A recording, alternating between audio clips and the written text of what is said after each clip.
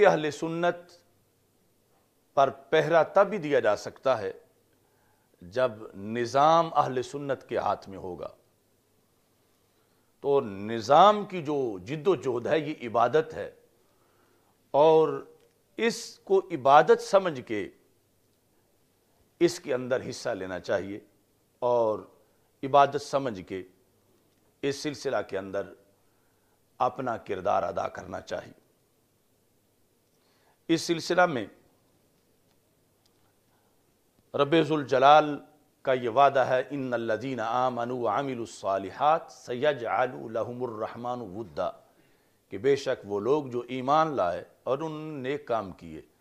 اللہ ان کی محبت دلوں میں پیدا فرما دے۔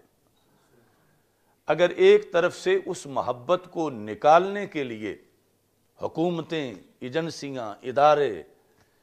وہ سرتوڑ کوشش کرتے ہیں، تو دوسری طرف سے اللہ کی طرف سے محبت کی تخم ریزی بھی کی جاتی ہے، اور لوگوں کے دل اہل حق کے لیے اللہ ان میں جذبہ پیدا فرماتا ہے۔ تو رب ذوالجلال نے حضرت مولانا شاہ احمد نورانی صدیقی رحمۃ اللہ علیہ کا پیار، ایک خاص پیار اہل حق کے دلوں میں ڈالا۔ یہ علیحدہ بات ہے کہ کچھ اس میں بالآخر اس پیار کے لیے جو قربانیاں دینی پڑنی تھیں ان میں ہمت ہار گئے، لیکن کچھ پار بھی گزرے۔ آج جس وقت ہم اپنے اس دیکھے ہوئے جہان کے اندر وہ شخصیات کہ جن کی جلوت خلوت، جن کا علم، جن کی حکمت ہمارے سامنے تھی، اور ان کے اللہ کا ولی ہونے میں کوئی شک نہیں تھا، ان لوگوں نے مولانا شاہ احمد نورانی کو اپنا قائد تسلیم کیا۔ حضرت حافظ الحدیث پیر سید محمد جلال الدین شاہ صاحب نقشبندی قادری قدس سر العزیز، جو علم اور معرفت دونوں کے لحاظ سے اس عہد کی ایک نہایت ہی بے مثال شخصیت، غزالی زماں حضرت سید احمد سعید شاہ صاحب کاظمی قدس سر العزیز، جو اپنے اس عہد کے اندر جن کے علم کا سکہ رائج تھا، حضرت پیر طریقت مولانا حامد علی خان صاحب، جن کو ملتان کا بے تاج بادشاہ کہا جاتا تھا، حضرت علامہ نور اللہ نعیمی بصیر پوری، اس لیول کے کتنے اکابر تھے کہ جن اکابر نے مولانا شاہ احمد نورانی کی دیانت، امانت، قیادت پر مکمل اعتماد کیا۔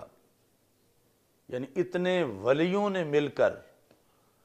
جسے اپنا قائد منتخب کیا، یقیناً ان کے اندر اللہ نے باطنی روشنی بھی رکھی تھی، ظاہر میں تو ویسے ہی ان کو نورانی کہا جاتا تھا۔ یعنی بھرے مجمع میں، لاکھوں کے اجتماع میں اچانک جب وہ سٹیج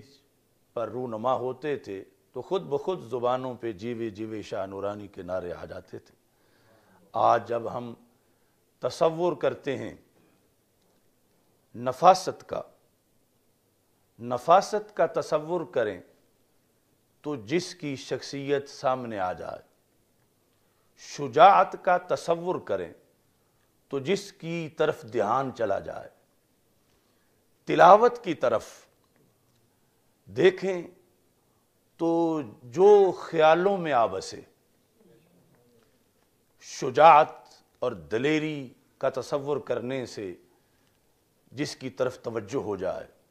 اور لفظ قیادت بولنے سے خیال جس کے چہرے کے گرد گھومنے لگے، اس ذات کو شاہ احمد نورانی کہا جاتا ہے۔ میں نے حدیث شریف کہ وسیع ذخیرہ میں ایک حدیث پڑھی اور اس کے پس منظر میں پھر میں نے اسلام کے ان ہیروز اور اپنے عہد کے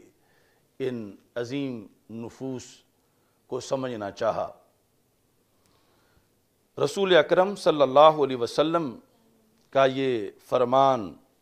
مستدرک للحاکم میں ہے۔ حضرت انس رضی اللہ تعالیٰ عنہ روایت کرتے ہیں کہ نبی اکرم صلی اللہ علیہ وسلم نے ارشاد فرمایا، ان اللہ اذا اراد ان یجعل عبدا للخلافت مسح یدہ علی جبہتہ، کہ رب ذوالجلال جب یہ ارادہ فرماتا ہے کہ کسی بندے کو زمین پر خلافت دے، یعنی اس امت کے اندر خلفائے راشدین تو عظیم درجہ ہے ان کا، اس کے بعد سرکار دو عالم صلی اللہ علیہ وسلم نے فرمایا قیامت تک جسے رب ذوالجلال